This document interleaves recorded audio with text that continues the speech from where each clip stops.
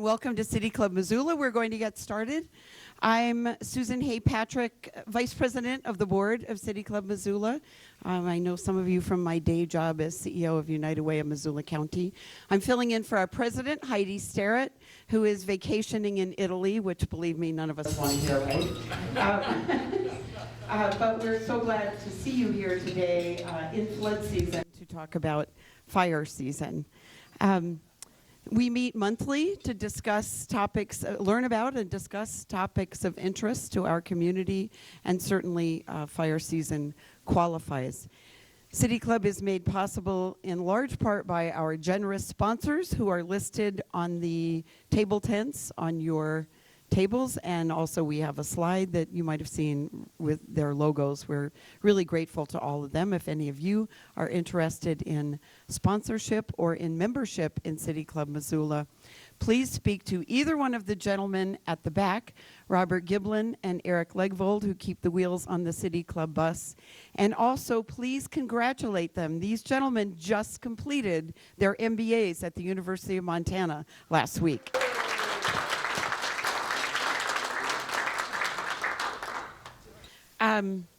A change to our program.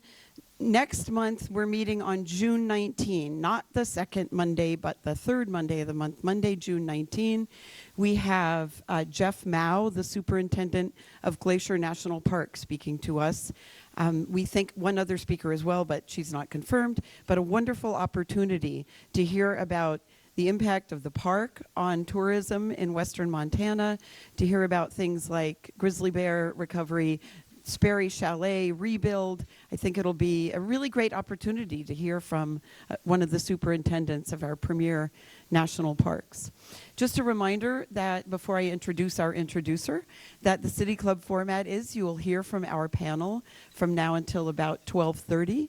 Then we will break. Please then introduce yourselves to your fellow table mates, and then every table formulates a question. So we encourage you to discuss among yourselves and then have one question per table, and we discourage long statements and we encourage questions. So thank you very much, and it is now my pleasure to introduce Peggy Coor, City Club board member, communicator, journalist, who put together today's forum. Peggy. Thank you. Our moderator today is Dr. Ronald Wakimoto, better known as Ron.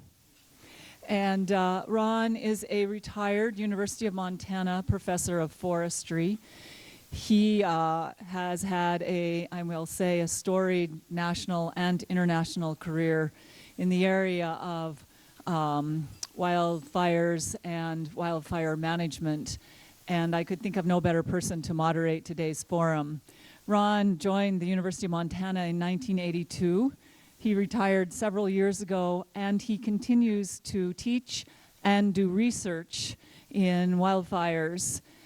Significantly, he has spent an amount of time in the Kingdom of Bhutan, which he first went to more than 10 years ago. And most recently, he was back in Bhutan early this year for about 3 months.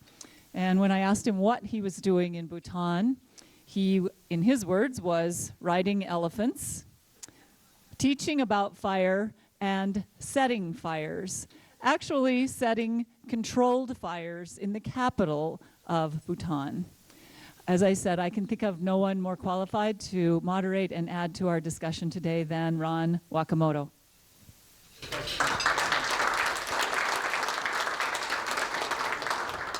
Thanks, Peggy. We have so much to cover in so little time, so I guess I'm going to get into the introductions. I first met Mark. We have two speakers. One is Dr. Mark Finney. The other is Mr. Greg Poncin. And when Peggy asked me to do this, I was still in Bhutan, lighting fires and riding elephants. And I said, you need to get these two guys. And I want to say this, they're the best in the world at what they do. Both of them are. I guess I'll just say that. I'm really happy to be able to introduce them here. Mark and I go way back. I think we met in the late 80s because he was one of Bob Martin's PhD students at Berkeley. And boy, he's still doing fire ecology too. Heat transfer in trees. I bet you that became Farsight, the algorithm. Yeah. I just put that in my head, and I remembered that fire scar heat transfer stuff that you did then. I was very interested in the kind of students that Bob was getting and how the program was going, because, see, I resigned from that job, that same job in 1981, to come here to the University of Montana. So Berkeley's a tough place to make tenure, and you got to be honest about it when you're going to gut it out or not. Mark is the top scientist in terms of looking at crown fire behavior and trying to model that crown fire behavior and deep fuel beds, essentially. Looking at them as deep fuel beds and trying to get at some fundamental principles about heat transfer and groundbreaking work in how that happens to be working now. We have very different ideas now, thanks to Mark, about the movement of those fires, and it's reflected on our ability to manage those fires. He's also been one who's really worked at getting, how would I put it, aids to help people make decisions, decision-making tools in fire management, and also to be able to do a lot of risk assessment a priori, before the fact. What are these places like? And he's done that, and it's become almost a worldwide kind of concept to be able to map and look at those fuels and look at the hazards that we have in the United States as well as other places in the world. Our other speaker is Greg Poncin. Greg he's here because the last 9 years he's been a Type 1 incident commander. When a Type 1 incident commander comes, the cat's already out of the door. It's gone, and that's why we have Greg here. He's not making those little decisions about when it starts, but he has to deal with protecting life and property when it gets big, and it really runs. Greg and I met back in '83 when he took my fire management course. He, like his father, are both UM graduates of forestry. And like his father was also a Type 1 incident commander. His father and I met in '88 in the Yellowstone stuff when I was on the National Fire Policy Review team. So we go way back. And I guess I have to tell him now, it was pretty exciting to have him in my class when they said, oh yeah, his dad's a Type 1 incident commander, way back then. Like his dad, when his dad did all that work in '88, his father's real job was he was essentially the assistant forest supervisor of the Nez Perce National Forest. Okay, but that was his real job, and like that, Greg's real job is the supervisor for all of Northwest Montana for the Montana Department of Natural Resources and Conservation. So these guys really do the stuff, and I'm gonna get out of their way and let them have at it because they only have so much time. Mark, you want to start this off? I will. Thank you very much, Ron. Next time you go to Bhutan, invite me, okay? I wouldn't mind riding an elephant and lighting fires. Since we're talking about international stuff here, there's a little joke that they tell down in Argentina. When someone asks what's for dinner, the response is, how do you like your beef? And the meaning is that they do beef very well, and it's kind of part of their culture. It's a little stereotypical because they do eat other things there. But the meaning for us here today is that when someone says, what should we do in managing our forests? The response should be, how do you like your fire? Because it's unavoidable, and we've proven that now for a century. So last summer, we experienced this. We were embedded in smoke plumes and smoke from local fires, as well as those from a very large region throughout the western United States, as well as British Columbia. 3 million acres were burning up here as well. So we were recipients of a lot of different smoke, and that's, I suspect, why we're all interested in fire now, is to try to avoid a repeat of that. But let's have a look at the kinds of fires that we've had over the past 18 years. This is a map showing from the year 2000 through 2017, the fire history just in the Missoula area. So for point of reference, there's Missoula. And if you tally up the acreage burned by fires by year, you end up with a total like this of 1.7 million acres burned in the last 18 years, or 97,000 acres per year, just within this little box. 97,000 acres. Let's keep that in mind because we're going to talk about what that means here in a little bit. Another point about this slide is that almost all of the acreage burned in 5 years.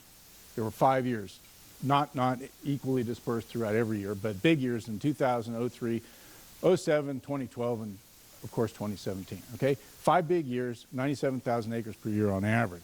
So we are living with fire. One way or another, we've already got it. Okay, the question for us is, how do we want our fire, right? How do we like our fire, just like that joke. So our modern wildland fire situation is this. We extinguish all fires when we can. And the ones that we can't are the ones that burn under the most extreme conditions. We endure impacts on our resources, communities, right? Timber, watershed, evacuations, all of these things. And the smoke, of course, not to mention the expense. The federal government spends a huge amount of money, and the states as well. We spend on the order of $3 billion a year in some kind of emergency response. Okay, our fire management constitutes about 90% at the federal level of emergency response. That is, 90% of the money spent in fire management is emergency response. We extinguish these fires in moderate, mild weather, so 3% of the fires burn about 90% of the acres. Okay. Now, the main points that I'm going to make here is that fire hasn't always been this way. This has been a choice that our society has made to have fires under the most extreme conditions only, right? If you get rid of all the mild and moderate ones, all you're left with is the extreme ones. An analogy is, why do deer run fast? It's because all the slow ones are eaten. Okay, it's natural selection at work. We're getting rid of all the mild and moderate ones that used to burn here.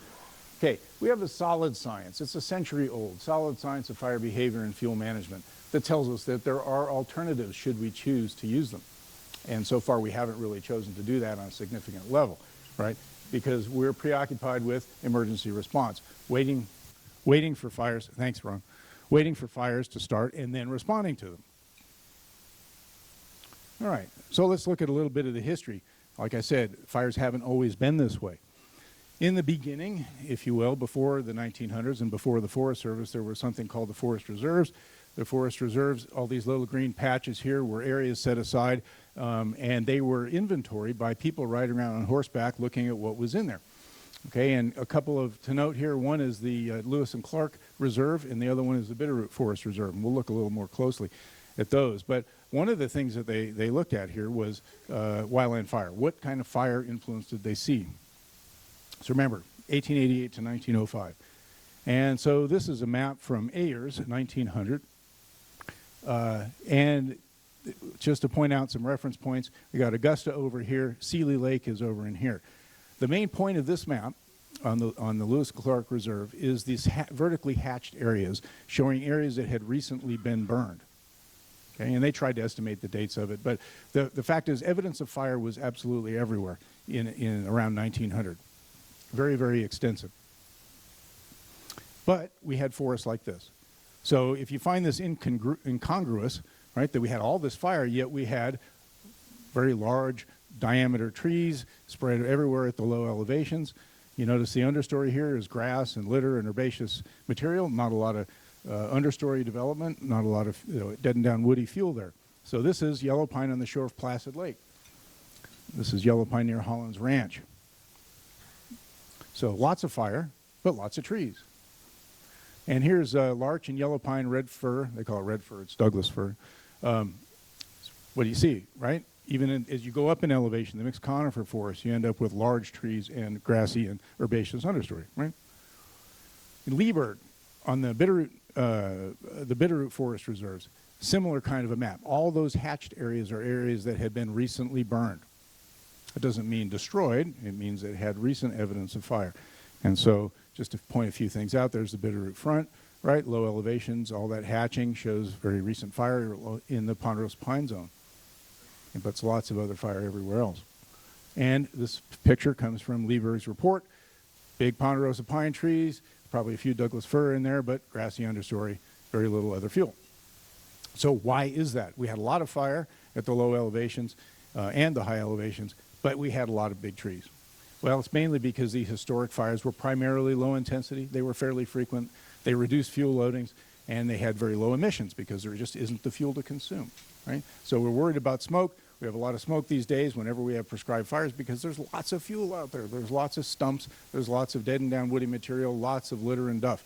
And of course, that stuff smolders and it makes a lot of fuel. But it doesn't have to be. You can have a lot of fire and not a lot of smoke. Just under the conditions, you burn it. And once you get fire in there frequently, then you don't have the fuel there to create the smoke. Okay? Prescribed fire is very similar to these kinds of fires that existed prior to our attempts to remove them all, right? And these kinds of fires are very easy to suppress, right? You can understand why there was this notion in the U.S.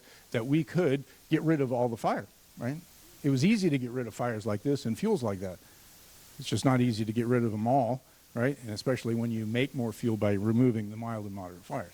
Okay, so not all of the fires that occurred prior to the 20th century were mild and moderate. This is up at the upper elevations and the high elevations. This is a stand destroying regime. This was also taken from Lieberg's report. This says 1889, but basically you have larch and lodgepole pine, and of course it's a stand destroying event, just like we saw in Rice Ridge and at the upper elevations of Lolo Peak fire. That's normal for these areas. That's entirely normal. Okay, so let's look at how frequent those fires were. I talked about low intensity fires at the low elevation and how frequent they were. Well, a study that I like to show here is from very close to Missoula. It's by Steve Arno, and he took a look at the Bitterroot Valley. The one place I'm going to point to is One Horse Canyon, where he did a number of fire scar analyses. And so this is the sample site here, right at the lower edges of really what's in the Lolo Peak fire right now. Okay, so that puts some context to it. And every one of these little dots is a tree. It's a location where they found a tree and it had fire scars on it that look like that. Okay, the fires come along and just injure the inner bark, and then between fires it tries to heal it over.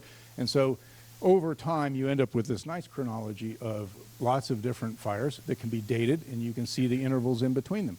Okay, you can see all the fires all the way back to, well, this tree originated in 1612. And despite all this fire that was occurring on the landscape, this tree was lived quite well, right? And the average interval between these fires is 6 years at this site. 6 years in between fires. At the upper elevation, at the highest elevation in the subalpine fir and lodgepole pine, he found intervals of 41 years, which is very short compared with the past interval we've had of more than a century. I think Greg's going to talk a little bit about this, the history on the Lolo Peak fire. And you'll put that in perspective, like 41 years at the high elevation and 6 years at the very lowest, okay? So things have changed. And so if you look at the way fire regimes tend to array themselves in the topography that we have here in Montana and most places in the West, at the low elevations, right down in Ponderosa Pines Forest, you have fairly frequent fires. In this case, the average fire return interval is maybe 10 to 30 years. It can be less than that because Indians used to burn an awful lot. Native Americans occupied these areas for thousands of years and used fire extensively. So 10 to 30 years at the low elevations, and it gets up to in the hundreds of years at the high elevation, right? So climbing all the way up the slope from the base of Lolo Peak all the way up, you can see these fire intervals, kind of a standard historical fire regime. That's the way it arrays on the elevational band. So what if we had continued burning at the same rate that they had in the past, right? Prior to 1900. So here's a little box around Missoula. Again, it's a little different than the last box. I should make those the same next time. And if we tally up the number of acres by forest type in each one of those zones, and then we divide by the fire interval, we can get an estimate of the number of acres per year that we would have been burning. And in this case, we'd burned 16,000 acres of ponderosa pine forest, about 10,000 acres of mixed conifer forest, right, for a total of about 36,000 acres a year, every year, if we had continued that historic regime, somewhere on that order. Okay, so think about 97,000 acres a year, right, on average in the most recent interval. We're burning twice as much as we used to just in the past couple of decades, but we're all burning it under the most extreme conditions when we don't really have any control over it, and it causes much different fire effects than what those old fires used to, right? So we're not escaping fire. We're not getting rid of it. We're just changing which kind of fire we have, and we're having the worst ones. And it's largely up to us. All right, so if you extend this kind of comparison across the entire country, what you see is a map that looks like this. You can get a ratio of the modern burning rates to the historic burning rates. Everywhere in the cool colors, the greens and the blues, are places where we're burning less than we used to. 10, 20, 30 times less. Everywhere in the warm colors were burning more, maybe 10, 20 times more. And the reason for more is because of invasive grasses. The invasive grasses come in and you can burn them every single year.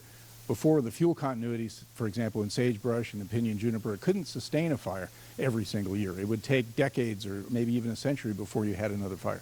But now we can burn them every single year, and it wipes out a lot of different species. So we're burning a lot less than we used to, a lot less, except under extreme conditions. Now the changes in forest structure that resulted from getting rid of all these mild, moderate fires were noticed right away. They were noticed in California immediately. And Harold Weaver in 1943 is probably the preeminent fire ecologist of his time, started noticing this in eastern Oregon and Washington, right? Dense stands, fuel hazards, insects and disease, and severe fires. So these things, even before climate change was recognized as anything, these changes in the forest structure from removing fire were well recognized. Okay, so this isn't just a climate change thing. It's easy to blame climate change for everything, but that's not the entire story. Okay, so fuel buildup in American forests, this was recognized. It precipitated a major change in fire policy in the United States, right? And what Wilson and Dell in 1971, so this is old stuff, right? We're not talking about recent findings, brand new stuff. This was old when Ron Wakimoto was young.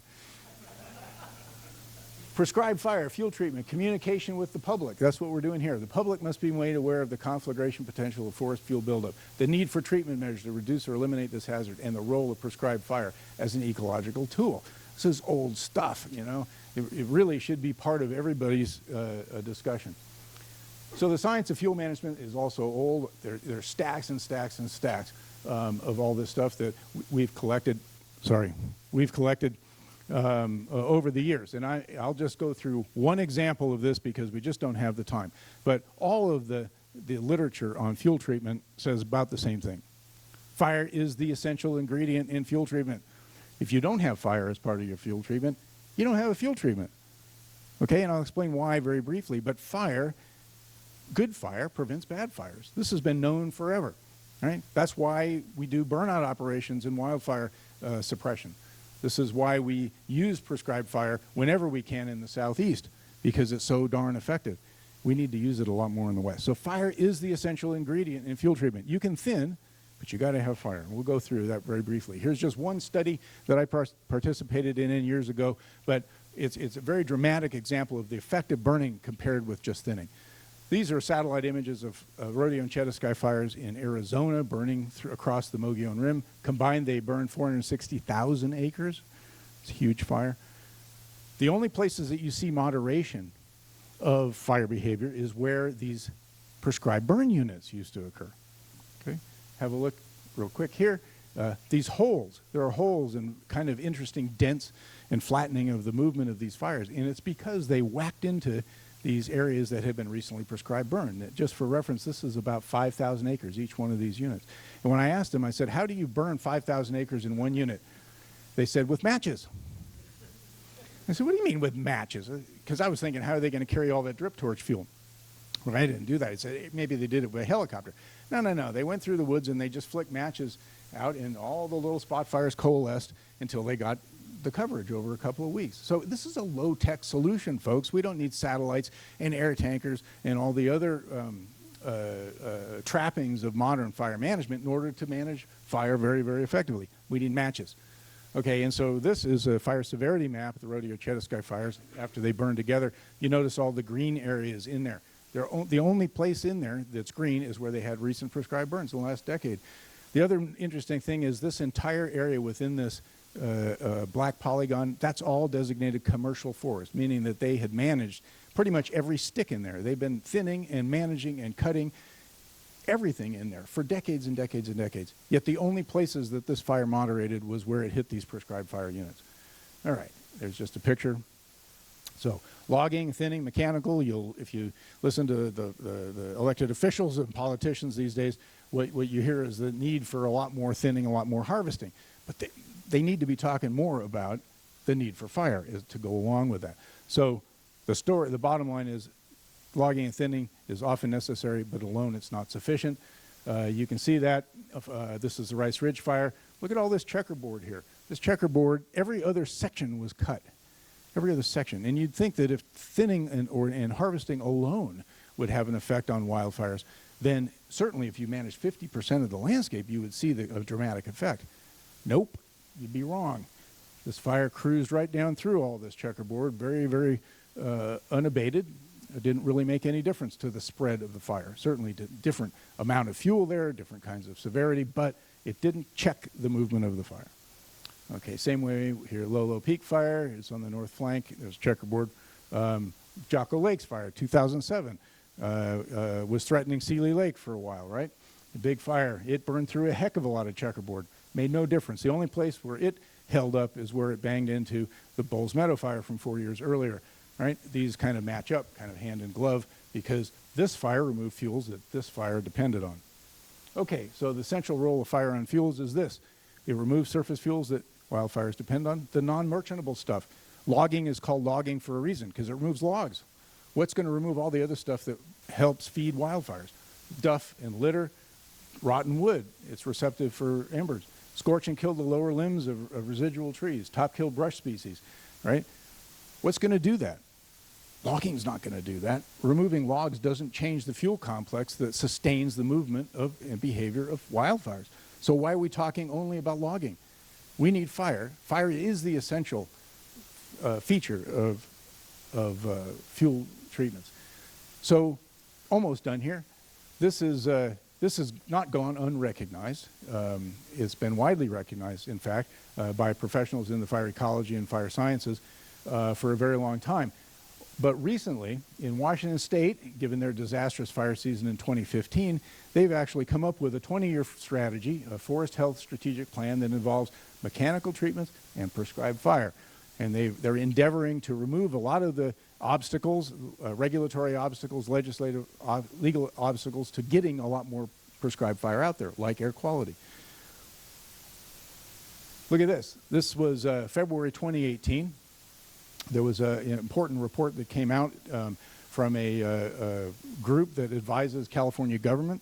This is called Little Hoover Report, Fire on the Mountain, Rethinking Forest Management in Sierra Nevada. Dear Governor and members of the legislature, a century of mismanaging Sierra forests has brought an unprecedented environmental catastrophe that impacts all of California. Okay, and they call for a change in culture in forest management, right? Because foresters like to cut trees, right? Just like in plantation forestry. That's completely, not completely the picture, right? When you're dealing with native forests that are fire dependent, you have to include fire. So they say, the Little Hoover Commission calls for dramatic change in culture, the way forests to curb a disastrous cycle of wildfire and tree deaths. Instead of focusing almost solely on suppression, which we do now, the state must institute wide-scale control, burns, and other strategic measures. So that's for the state of California. And just this week, or last week, Friday, May 11th, Governor Brown orders a major offensive against wildfires. Okay, they're saying they're not doing enough. They need to provide regulatory relief because they realize that there's a lot of regulations that prevent the widespread use of prescribed fire and other techniques, reducing liability exposure for landowners to do it. Super important. Okay, reducing barriers to prescribed fire shall increase the opportunities for prescribed fire project through coordinating staff. And this was the Air Resources Board, right? So a lot of times there are air quality regulations and restrictions on how much prescribed fire we can use. And these guys have recognized that and are taking many, many steps to try to alleviate that. So I will say that I've made presentation very similar to this to the county commissioners. They've all been very supportive of these kinds of ideas and the widespread use of increasing prescribed fire in Missoula County. So let's see whether we can get that done. Thank you.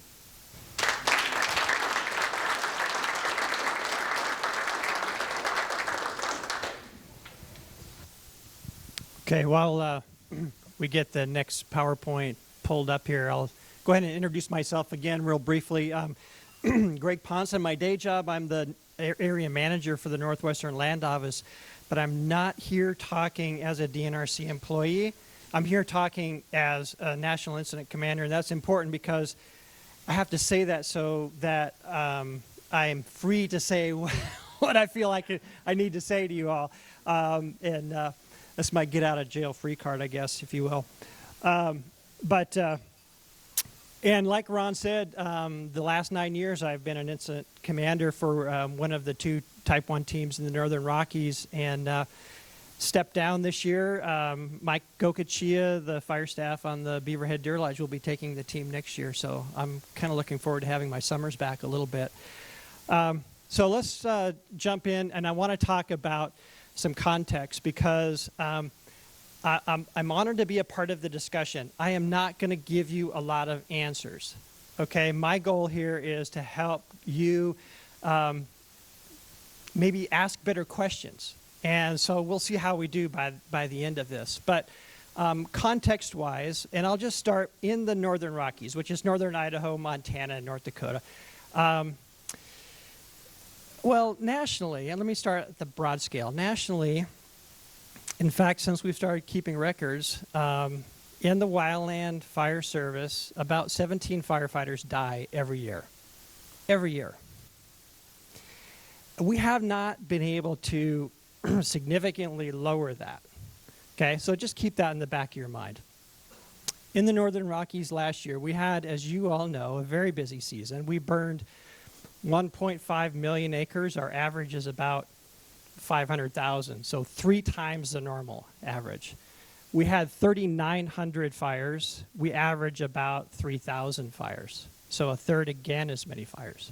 Okay, and so I got all these statistics off the Northern Rockies Coordination website, and while I was at it, I looked at the fires over the last the last 10 years, and of the 30 largest fires in the last 10 years, 12 of them happened last year. 12 of them. Is that an anomaly? Is that a trend? I don't know, but it does support some of what Mark was talking about with kind of where things are headed with fire. The other thing to keep in mind is we're successful with initial attack, keeping fires 10 acres or less, probably about 96 to 98% of the time.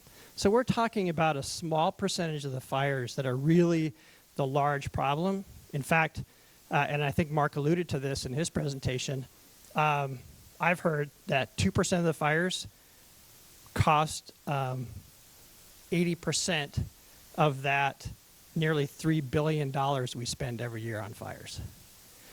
And by the way, that's $2.4 billion on the federal side and another $1.2 billion on the state side, nationwide. Okay, that's a lot of money. So this is the kind of some of the national figures from last year. If you hadn't seen those, I just grabbed these from the briefing that Secretary Zinke and Sonny Perdue gave Congress here a week or so ago. And I thought this would be kind of interesting to you all. This is what they're talking about for 2018, in case you're wondering. And these 2 on the bottom where it's red, that means significant fire activity in July and August. They're saying it's going to be like last year. I learned a new phrase this spring. The meteorologists are calling what we had last year a flash drought, right? So we may see this, again, literally going from floods to fire. They were wrong last year when they predicted we weren't going to have a season, so maybe they'll be wrong again this year. We can only hope, right? Okay, so as I'm setting you up for your table discussions, okay? I want to make a few points here, and then we're going to launch right into that. So I feel privileged to be part of this federal initiative, Life First, but it's really important that we have the perspective that life first, but it's not life only, because we have a job to do out there, and we will continue to put people in harm's way where it's necessary. Okay, and so the big thing is we're not going to take unnecessary risk. That implies there is necessary risk. All right, that's how we do business today. All right, so and this is why we take necessary risk, because there is a lot of stuff out there of value to protect, mostly homes, public lives, and fire. If you haven't got it by now, fire is a social issue. In my world, as an incident commander. Okay? You cannot have a conversation about large fire and not somewhere in that mix have a conversation about smoke. This is Seeley Lake last summer. I spent 3 weeks in that and survived. So cost, right? So before Rice Ridge and before Lolo Peak, the most expensive fire in the Northern Rockies was about $25 million. Rice Ridge and Lolo Peak were around $50 million each, about twice what our previous costly fire was. And why was that? A lot of it has to do with duration. Duration and access. A lot of people say, oh, it's about having homes in the fire's path. And that's true. That's true. But when you have a fire that goes 2 months, you really start racking up some cost. Resources. Northern Rockies tends to come into our fire season last, right? So the Southwest is fighting fire right now. It's going to move north through the Great Basin. Oregon, Washington, they'll start into their fire season. And then ours, is July. And by that time, a lot of the resources are sucked up fighting fires everywhere else. And so we have to make do with what we have. And that affects some of our strategies and tactics, okay? And so you saw last year some of these large indirect strategies. And I know, Dave, you probably saw way more than that than you wanted to. But this is, if you look hard, you'll see Lolo Peak in the background, and this is Lantern Ridge as that fire starts to come up. And how are we gonna be successful with this fire when we have a limited number of crews and aircraft? We talked about prescribed burning. Mark did a great job with that, but the operational end of this is we recognize we need to do more, but there's trade-offs. It costs money, it takes people, and it puts smoke in the air. And those are things that we struggle with as land managers to get acres treated. It's hard. It's hard to do the amount of fuels treatment that we need with fire right now. So I want to kind of close with this. This is a list of the prioritized, and we can call them values at risk, but what I really want you to start thinking about is maybe in a little more sophisticated way. These are highly valued resources and assets from the Lolo Peak fire. And why this is important is because these HVRAs are values that we're going to put people and money towards protecting, but not all of these values are protection values. Some resources and assets actually benefit from fire or a certain kind of fire. And so when we start getting these polarized conversations about, we should let it burn, we need more resource benefit, or no, we need to put them all out. Those conversations I would dearly love to see us start moving away from and start focusing on what are the values and how are we going to address those. And so if you look at this is kind of a standard way of how we're doing business now, is if we don't have enough resources to do everything, this is what we're going to start with.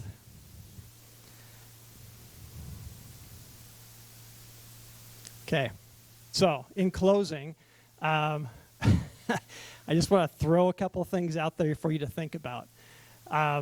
This is the definition of insanity, right? When we keep doing the same thing and hoping for something different.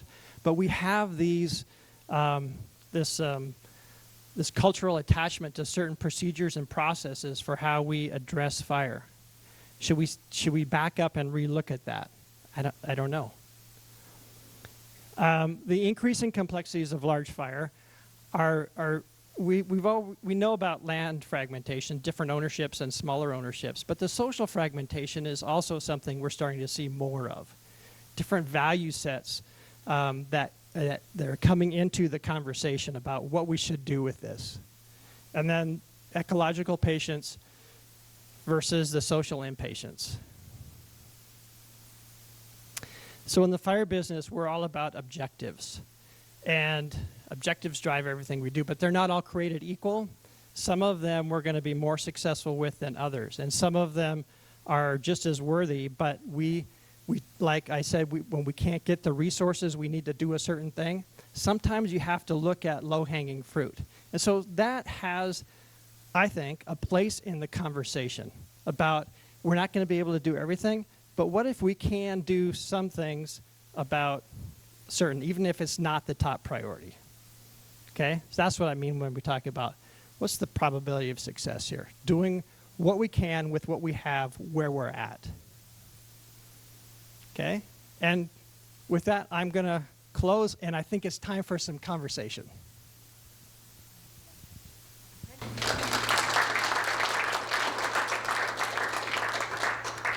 So I'm looking at our fearless leader. It's about 10 minutes. Take about 10 minutes of conversation at each table and come up with a question for the table, and we'll go around and we'll be able to ask all of our speakers. Thank you. We have Larry Brame, our former president, will be the microphone wrangler, and he will circulate from table to table. And I assume you've each identified someone at your table to ask a question, so we will take it away. First hand up. Nobody volunteering? I'll go to my table. We got Steve here. What kind of regulatory changes would need to be, initiated in order to make some progress in managing fires in the future, and maybe what needs to come first, or how, in what order should that be approached? Really big question. Not sure there's an easy answer, because fires are local, and every community has kind of their local flavor about how things can happen. But let me start by maybe pitching this thing that the wildland agencies have been talking about quite a bit lately. From the highest levels, and that's this three-pronged approach about this cohesive, what they call the cohesive fire strategy. So it's not just this integrated fire response, but promoting fire-adapted communities and resilient landscapes. And that's where we start to get at your question. So how are we going to do that? Fire-adapted communities. What does it mean to live with fire? Because we're not going to do away with it, right? And so I think clearly local government, elected officials in their planning and zoning, they have a place at the table in that conversation. But so do the local fire departments in talking with their constituents about what they can do on their property. And there's a lot of really good information out there. Jack Cohen has done some amazing work on structure ignition assessment modeling. And so we kind of know what needs to happen. And now we just need to get out there and get after it as we can. And Mark, do you have any? So it is a good question. Until recently, a lot of places have suffered from, I'd say, kind of a closing in from regulations and restrictions on activities that used to be very commonplace. Industrial forestry around here used to involve a lot of prescribed burning. Slash disposal used to be done with large broadcast burns until air quality concerns started to become elevated. So I mean, on one hand, air quality regulations should be re-examined, I think, to evaluate really what are our objectives for managing the airsheds and providing as much latitude as possibly can be afforded in the shoulder seasons for doing prescribed burns, and even in mild summertime conditions. Another thing is liability. A lot of people are not going to go off and burn their own land on private lands. They just don't have the expertise, and they don't want to suffer from, and liability for unforeseen kinds of outcomes. And there are precedents for improving liability and protections for people doing fuel management, important fuel management. We can take lessons from the Southeast. Many of those states have right-to-burn laws, and they have a pretty elaborate protections for people doing the right thing under the regulations that exist. So it's not just complete freedom to go out and burn things and you can't be sued, held responsible. There's actually quite a good system there. Another part I was just thinking is we do a very poor job. It is really not in terms of regulation, but in public outreach about the importance of fire. If you go to states where they use prescribed burning a lot, there are prescribed fire awareness weeks. There are big events like fire fairs where the public is treated to demonstration burns and a lot of discussion over the ways that they can reduce fuels and the importance of fire. And we do none of that. And Montana would be a perfect place to do it. Other states do it an awful lot. We just don't do it here. Dan's got the next question. Okay. The third item on the list was defensible structures. So our question is, at both the local and state level, how do we create a sense of responsibility followed by actions for making our homes or structures defensible? I know the answer to that. I survived the Oakland Hills fire, and the codes around Oakland changed a lot. Fire protected soffits, everything stuccoed, you know.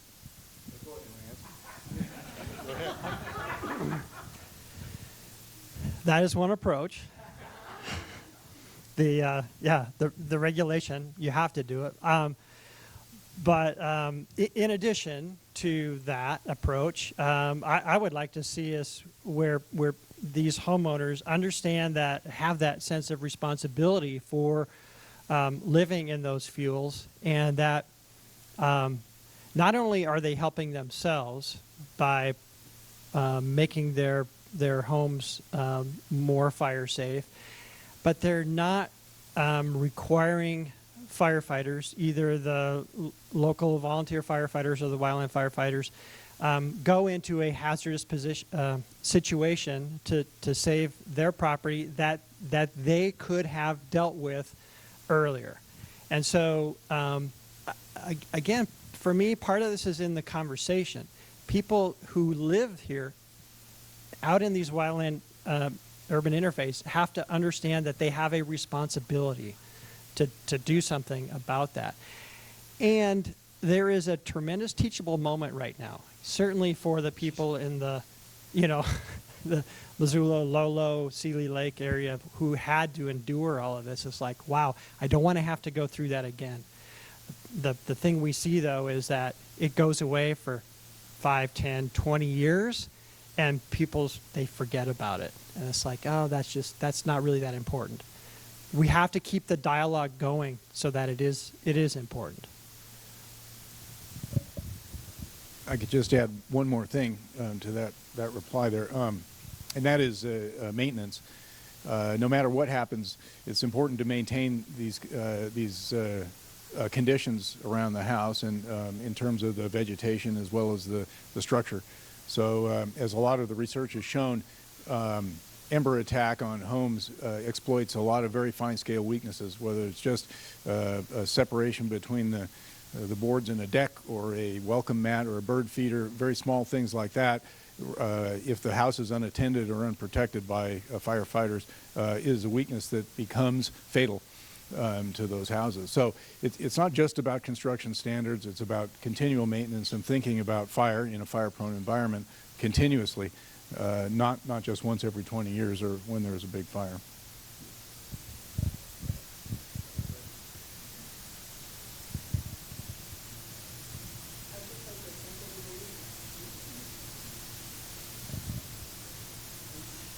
I'd like to thank all the presenters of this to educate us.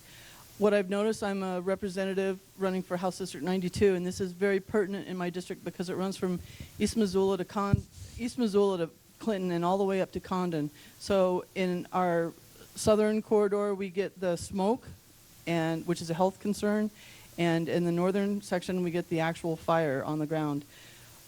I want to know, and I've kind of overrun our table here, I'd like to know legislatively what can be done, and I would be hoping that all of the agencies in concern, all the way from EMS to the fire science labs and all of the university, that could provide us with keeping a conversation open to the public. I think as I've canvassed all of my district, I've noticed the ignorance that the public has, and I'm aware that we're showing The Era of Megafires, which is a documentary presented by Dr. Paul Hesburgh, that will be playing in Potomac on May 22nd. It's a Tuesday night. And for any of you who know anybody within 50 miles of Potomac, please get them to attend this showing if you would. It's just a 60-minute documentary, but it's really well informed, and it teaches the public their own personal ability to mitigate fuel on their property. I think we need to keep a discussion open with the public, because I'm hearing a lot of ignorance from people who just think that the Rice Ridge fire should have just been stopped, and it's not like that. There's a lot more complexities to fire than just a simple answer. So I think we need to have this conversation open, and thank you very much for bringing this to us, and I hope that everybody keeps this conversation going in the future and notifies your candidates and legislative officials for what we can do, like perhaps Okay, we need to, yeah, I'll be good. What can be done legislatively? Thank you. No, go ahead. Well, this table was actually quite empathetic to the presentation, and I want to know, as the general public, what can we do to help advocate the points that you brought up? Right? Well, there's all kinds of things, and I'm at a loss to say, well, here's the list, right? But if I was going to make a list, I would say, the fact that you're here today and engaging in some of these conversations is fantastic, and that's one of the things that I hope you take home from my talk, is that we should do what we can with what we have, where we are, in order to not only get education out, but understand what it means to live with fire. Okay, that's what we're talking about. What values out there are at risk here? Is it our air quality? Yeah, probably. There's not a lot we're going to do about that other than be prepared and continue to talk about this. But what about our homes? What about our infrastructure? And when I say infrastructure, power and mountaintop cell sites and phone lines and all of that stuff that's going to be at risk. And not just blatantly at risk. It's like there's going to be a fire here. So it's going to cost a lot of money to repair that once it's damaged. So be thinking about that beforehand. And human nature is that until there's smoke in the air, this is not an issue. So thank you for being here. And I don't know, Mark, if you've got some. Well, just maybe a few ideas on this. I think in general what we have to do as a public is to begin insisting on shifting from reactive to proactive management, because you can clearly see that we have a fire issue, have a fire problem. If we like the way it's going right now, there might be some people who do, then that's fine. Let's just keep going. But the only way to get out of it is through doing something different. And Greg had that first little quote there, doing the same thing over and over again and expecting a different result. Why are we doing that? So as a public, we should be demanding of our agencies, whether it's state or federal or even private landowners, do something different. And what is there to do? The science is pretty clear on that. And so, we, instead of sitting around and knowing that fire season is coming and gearing up with fire trucks and everything else, we should not do that, sure. But there needs to be a lot more proactive management. Okay, we're in fire-dependent ecosystems, and there are a lot of things that can be done. And certainly, I working for the federal government as I do, I know that my colleagues in the Forest Service are very happy to engage in a lot more active management with the support of the public. So supporting people who who have the ideas and the expertise to be able to mitigate these hazards through prescribed burning. And yes, it's going to involve short-term inconvenience, whether it's smoke on a persistent basis in the fall and the spring, but there are benefits for that in the future. And one of the limitations of having a priority list like what Greg had put up there is that it doesn't describe the future benefits of today's activities. All of those priorities were about today's objectives and today's issues, whether it's threat to communities or whether it's watersheds or whatever. But what if actions today will result in a change to tomorrow's risks, right? That's what we have to think long term. Foresters are very good at thinking long term because most foresters, when you plant a tree, will not live to see it become a product. And so there's tremendous expertise in the agencies, state and federal, in order to do these things, but having public support to change policies, to change for a different future with respect to fire is absolutely necessary. It can't be done with only public officials and with agency people. It can't be done without public support. I'm Rob Cheney from the Missoulian. They pointed at me, so forgive me. We don't stop hurricanes. We don't stop tornadoes. We rebuild afterward. We get people out of the way when we know they are threatened. And we do some minor short-term things like throw up a levee or position people to rescue the folks who can't get out of the way. Why do we fight big fires? And can we show we have actually done anything in all of those dollars spent that couldn't have been replaced afterward or evacuated and short-term defended? Great question. And that's kind of this response versus recovery approach, because you're right, with hurricanes, floods, it's all about the recovery, right?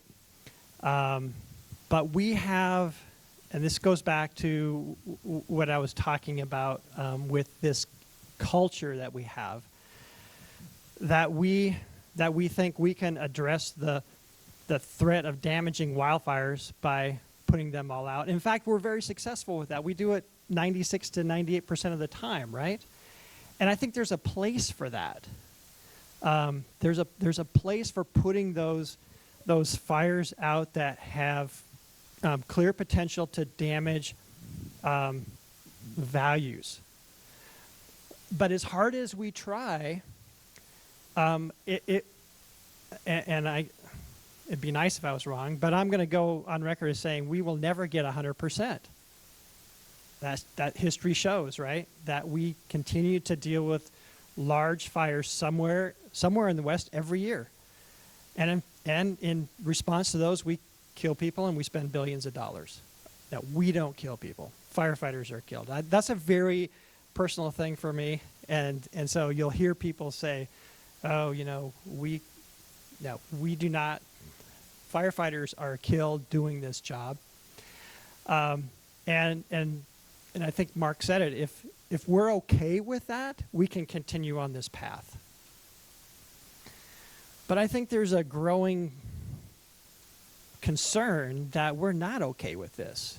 And so, but neither are we okay with just saying, hey, you know what? We're out of the wildfire suppression business. We're pretty invested in that. And again, I would argue that we're 98% successful. Oh.